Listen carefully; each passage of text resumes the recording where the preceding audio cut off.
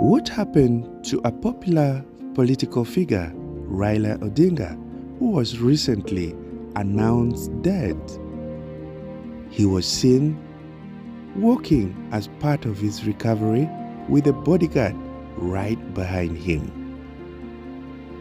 What do the doctors have to say about his death?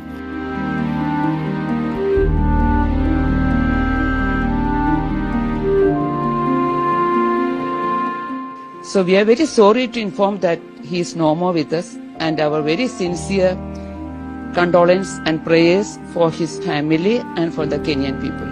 The doctor who was with him in his final moments described a man who had fought long and hard against his failing body.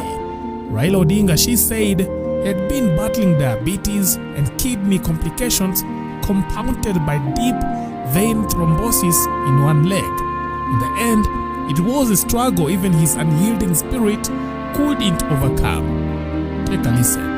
Mr. Raila Amlo, 80 years old, former Kenyan Prime Minister, was brought to our Kashmir Emergency Medicine today morning at 8:20 a.m. with a history of sudden collapse during his morning walk at Sritajayam, which is an Ayurvedic hospital close to our place. Then itself, they had started CPR.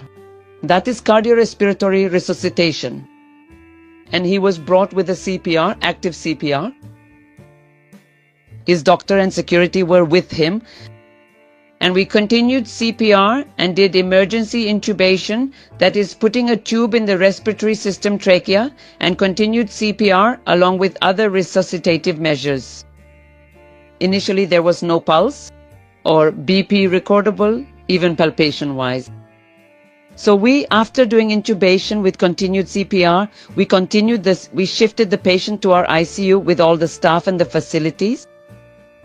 In ICU, after some time, we could get some rhythm.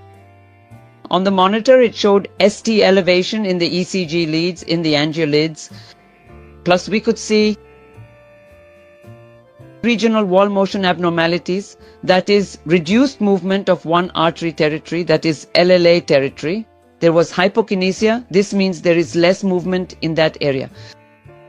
So after stabilizing him with some IV fluid and all, we just give him an injection that is injection ready. Place for dissolving the clot if it is there in the coronary arteries. And we could see him with a significant edema of the right lower limb, right leg. Whatever information we got from the doctor was he was a diabetic, hypertensive, chronic kidney disease patient. He had right lower limb DVT, for which he was put on IVC filter. And recently he had a thin subdural hematoma. Last Saturday when it was done, that was almost very thin.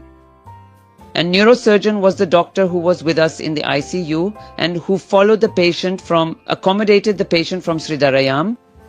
So after discussing with him, we went ahead with the thrombolysis with the injection rate. Replace. Even we continued CPR, that is from 8 o'clock in Sridarayam till 9:52 in our ICU. With all other ACLS criteria, we continued CPR. In spite of our very sincere, very continued CPR and other measures, we couldn't make him survive. So we are very sorry to inform that he is no more with us, and our very sincere condolence and praise for his family and for the Kenyan people. That's what happened.